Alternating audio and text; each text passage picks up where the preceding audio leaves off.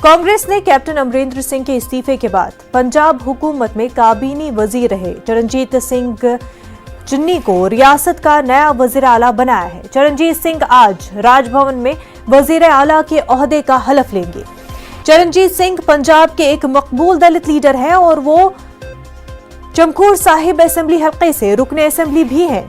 वो अमरिंदर हुकूमत में काबीनी सतह के तकनीकी तालीम के वजीर रहे हैं। चरणजीत ने 2007 से पंजाब असेंबली के रुकन हैं और वो रामदासी सिख बरादरी से ताल्लुक रखते हैं।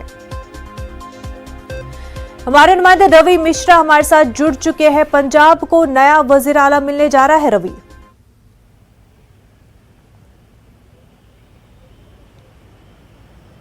बिल्कुल मुनव्वरा, देखिए पंजाब के लिए एक बड़ी खबर है, चूँकि चरणजीत सिंह चन्नी एक ऐसा नाम है जो हमेशा पार्टी में सक्रिय रहे हैं। बात करें जो कैडर है उनके साथ उनका काफ़ी अच्छे संबंध है। ब्लॉक लेवल, बूथ लेवल पर वो अच्छी पकड़ रखते हैं और आने वाले जो 2022 के विधानसभा चुनाव के मद्देनज़र देखें तो आला कमान ने ये निर्णय काफ़ी सोच समझ के लिया है। तो चुनाव के समीकरण को देखते हुए, एक दलित भाईचारा का नाम देखते हुए और जो वोट बैंक है उसको लुभाने की कोशिश की गई है और इसीलिए चरणजीत सिंह चन्नी का नाम इसमें सबसे आगे रहा और अब वो मुख्यमंत्री बनने जा रहे हैं और वो आज इस पर शपथ ग्रहण समारोह में उसमें शपथ भी लेंगे और जिसके बाद आधिकारिक रूप से वो पंजाब के मुख्यमंत्री बन जाएंगे। आपको बता दूं कि कई ऐसे बड़े नाम जो साफ तौर पर आगे चल रहे थे, उसमें बड़े बड़े नाम थे। अंबिका सोनी का नाम सबसे आगे चल रहा था, सुजिंदर रंधावा का नाम सबसे आगे चल रहा था। ये बड़े बड़े नाम हैं, कह सकते हैं इन तमाम बड़े नामों की कट गई कन्नी और बन गए मुख्यमंत्री चरणजीत सिंह चन्नी। जी हाँ, कुछ ऐसे ही सोशल मीडिया पर वो सक्रिय हैं, तमाम ऐसे मैसेजेस हैं, शुभकामनाएं हैं चरणजीत सिंह चन्नी के लिए।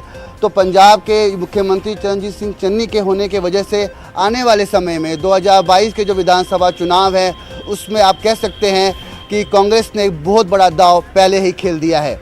जी मुनव्वरा, कांग्रेस का ये दाव जो है उन पर क्या भारी पड़ेगा या उनके हक में जाएगा रवि?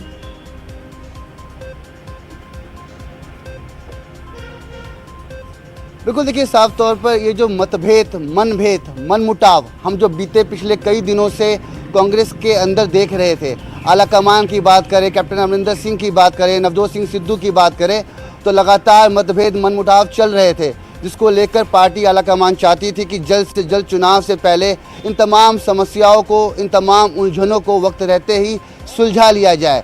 इसीलिए ऑब्जर्वर तय किए गए, इसीलिए पंजाब कांग्रेस के प्रभारी हरीश रावत को जिम्मेदारी दी गई और तमाम पक्षों से बातचीत कर आखिर वो निर्णय आ ही गया जब कैप्टन अमरिंदर सिंह को इस्तीफा देना पड़ा। उसके बाद नए मुख्यमंत्री का चयन होता है, सबकी सहमति से ये चयन होता है।